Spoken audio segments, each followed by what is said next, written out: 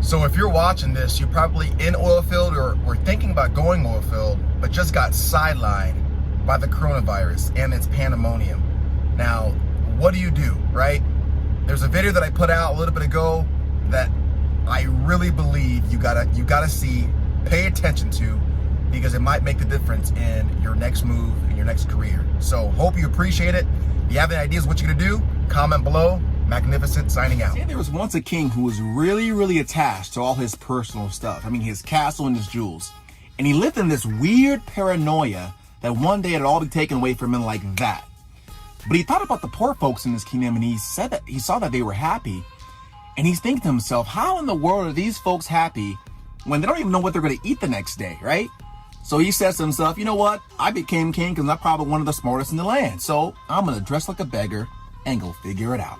So in the village, the king knocks on the door of this random person who happens to be nice and lets him in. The guy's sitting in the middle of this small room eating a piece of bread. He invites the king over to share the piece of bread. The king says to the guy, so what do you do for work? The guy responds, well, I mend shoes. The king knows shoe menders don't make much money. So he sees that one piece of bread. He asks him, so if you mend shoes, what are you going to do for food tomorrow? The guy says, well, I don't know how much money I'll make. I don't know how much work I'll get, but some way, somehow, I'll eat from the money and food that I get. I'll eat from the food that I get tomorrow. The king says to himself, and this is what he's thinking. You naive little poor dude. You just don't know what you don't know. You about to get killed, brother. So the reason y'all are happy is because y'all, bury your heads in the sand. You don't even know the dangers that's out there. I'm gonna pause the story for a second. It's almost like he's saying to himself, if you ever played basketball, soccer, or any sport against someone who was so bad that when you did a move, they didn't even realize that you can really pass them on that move so badly that they didn't even move, like you did a crossover, and instead of moving towards the ball, they just stood there, right? That's what the king's thinking. This dude just doesn't even know that he's in a bad spot. That's why he's so happy. The man was in so much peace that it bothered the king. So the king goes back to his castle and creates this sadistic and malicious edict that says no one in the kingdom is allowed to mend shoes. And he says to himself, let's see whether this poor man will be calm now. So he goes back in disguise and he tries to find the man.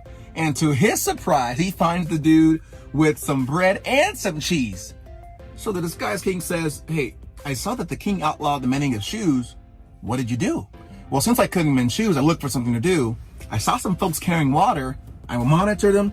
I kind of practiced it in my mind. I learned how to do it. And then I offered to help. And they paid me more than I make mending shoes. How about that, right? Here's the king's response. Right?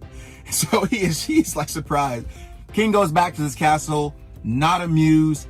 He just couldn't stand the peace and lack of attachment that this poor man was exuding on temporary situations. So the king goes back to his castle, creates this new law saying no one in the kingdom is allowed to carry water.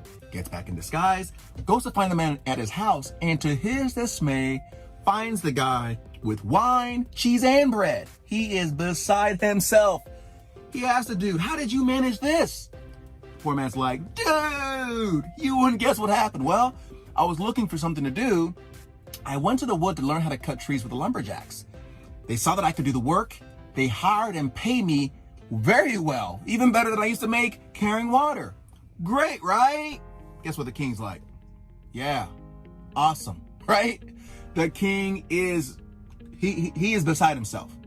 Goes back to his castle, creates this new law, says all lumberjacks are required to come to the castle and work for the king as guards. Now he would have him in his hands, thinks the king. So he goes back in disguise, finds the old man in his house. He is surprised to see a cupboard full of food, all kinds of bread, wine, cheese, fruit. He's even feeding the stray cats, helping his neighbors out, the whole shebang, right? And the king is like, what? How is this possible?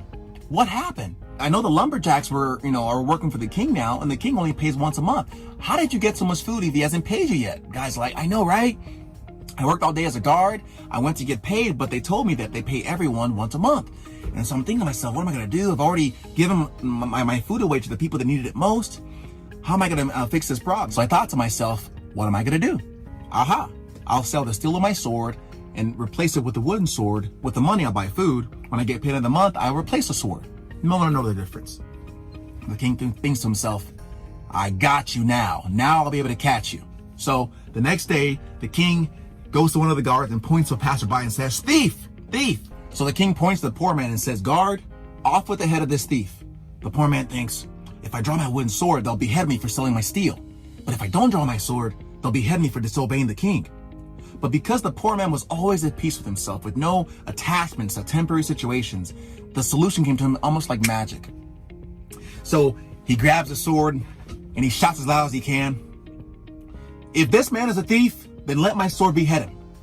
But if he is not a thief, then let my sword turn to wood. Raises his sword, and of course it's wood. And the crowd's like, oh, miracle, miracle, praise be to the Lord. At this point, the king has just had it. He has been broke. So he nears the poor man and says, man, today you have taught me a lesson. And because of that lesson, I appoint you as my prime minister. So YouTube family, what's the moral of the story? I think each individual honestly is going to take something different from the story. Like for me, the initiative he took to take and observe people doing things he may not have been initially proficient in, working on it himself, practicing so he can get proficient, right? But there are a lot of things. But for me, the biggest moral I'm going to share with you today is when it comes to your work, even your life problems, face them with courage. Like the man with the sword. Face them with courage, unattachment, and freedom. Now, when I say unattachment, I don't mean you don't care. You do care. But when the caring starts weighing you down, that's when caring transforms into worrying. And that's what the poor man didn't do. He didn't worry, right? Live your freedom, right? Live life with the flexibility of not being attached to circumstances. So expect change, expect turbulence. If you're going through some challenges at work where things aren't as you thought they were, you got to consider two things. Are you stuck? Do you have tunnel vision?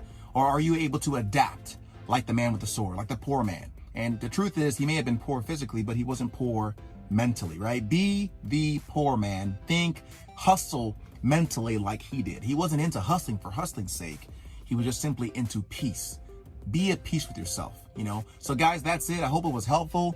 If it was, hey, throw down a comment, like and subscribe. Guys, thanks again for watching. Appreciate you guys.